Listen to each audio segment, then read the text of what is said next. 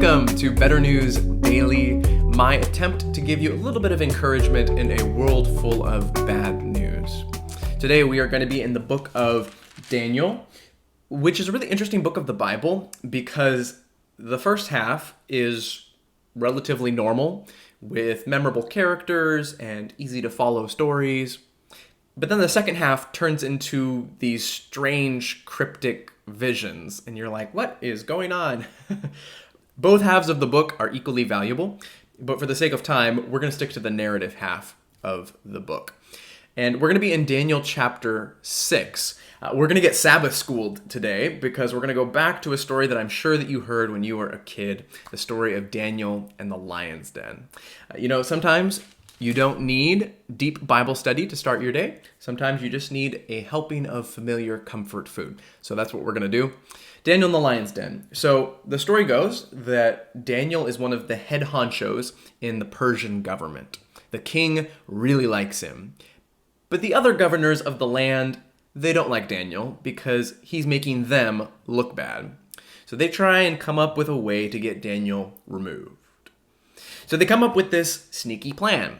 They are going to get the king to sign a decree that says that no one can worship any other god except for the king alone. And if anyone breaks this law, the offender will be thrown into the lion's den. Yikes.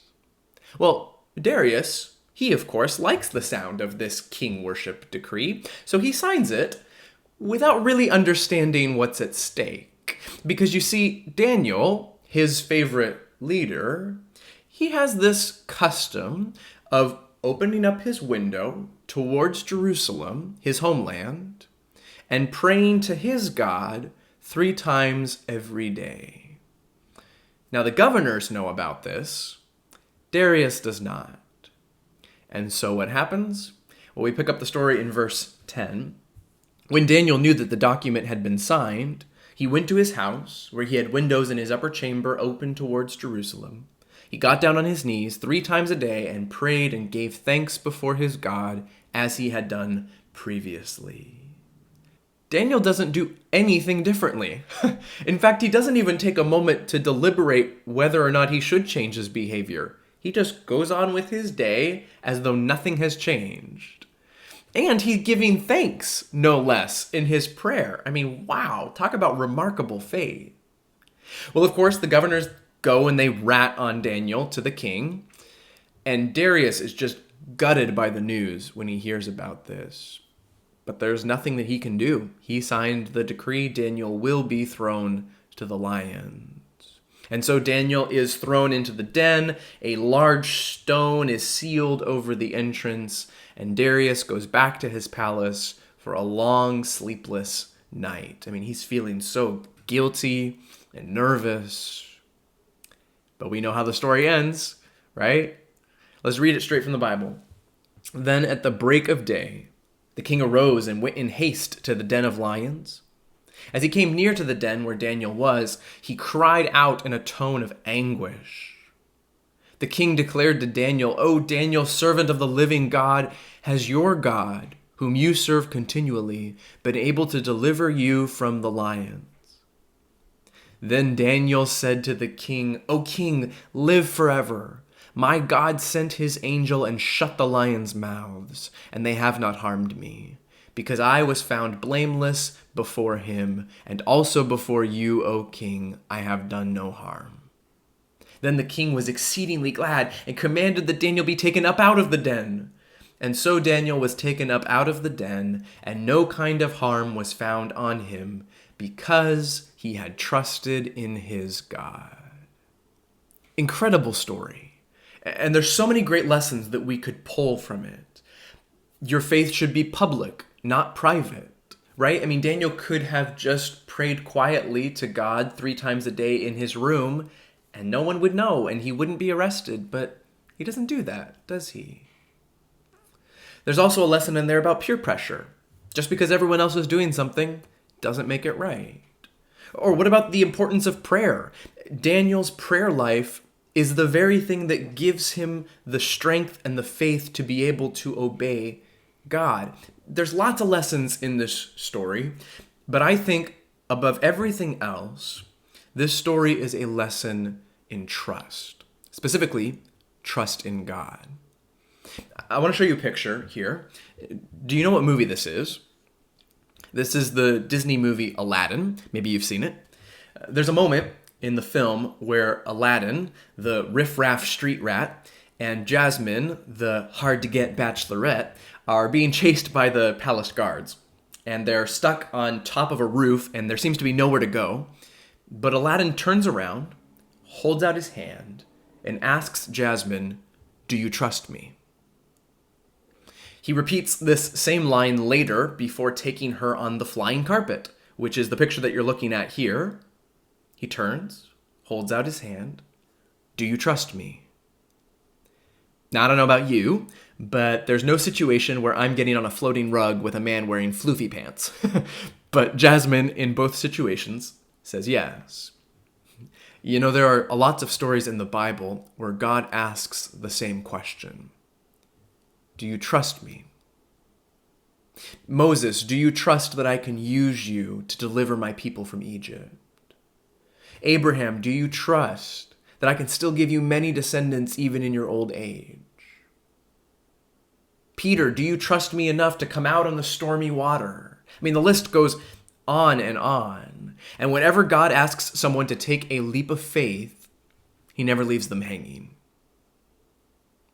And it's interesting, we can read all of these amazing stories in the Bible, and yet we can still struggle to fully trust God ourselves.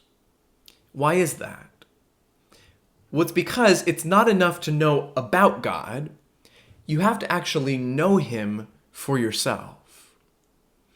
You see, Daniel's trust in God was directly linked to his relationship with God.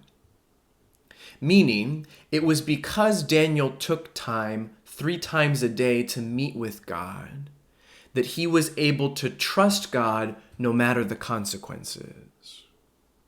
Or in the words of John Ortberg, never try to have more faith.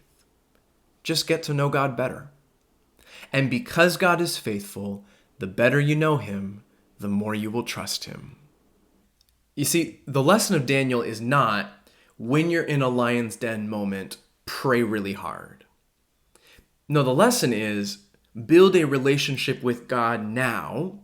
Pray, read your Bible, be in a faith community, so that when a lion's den moment comes, when God turns and says, "Do you trust me?" your trust in God is already established. So as we kind of land the plane here, I want to leave you with something from Corrie ten Boom. I shared this once already during the Better News presentations earlier this year, but I like it, so I'm going to share it again.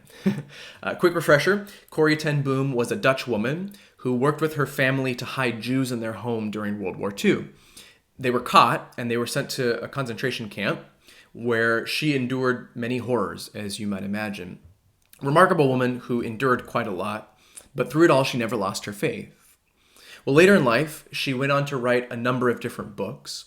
And one of the books that she wrote has probably my favorite title for a book ever.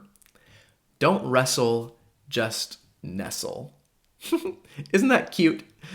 You can see in the smaller text there what she means by that.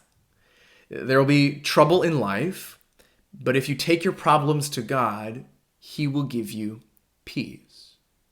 Now remember her background. She was arrested, her father killed, she watched people die daily in the concentration camp, but she still had peace because she nestled with God. And do you see what it says there at the top of the book? It's part of a series called Jesus is Victor. See, because Jesus is victor, you don't have to wrestle with the baggage you carry or the fears that you face. You can nestle in his love and care and have peace. And so here's my simple question for you to think about today. Are you wrestling or nestling? I mean, I know that language sounds a little childish, but this gets to the core of our faith. Are you wrestling against all of the fear and stress and pain that's in your life? Or are you nestling in God's love and protection? And if you're wrestling more than nestling, the secret isn't to try harder, it's to know God better.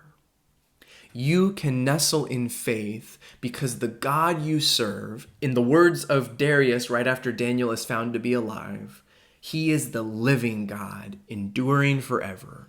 His kingdom shall never be destroyed, and his dominion shall be to the end. He delivers and rescues. He works signs and wonders in heaven and on earth. He who has saved Daniel from the power of the lions. Don't wrestle, just nestle.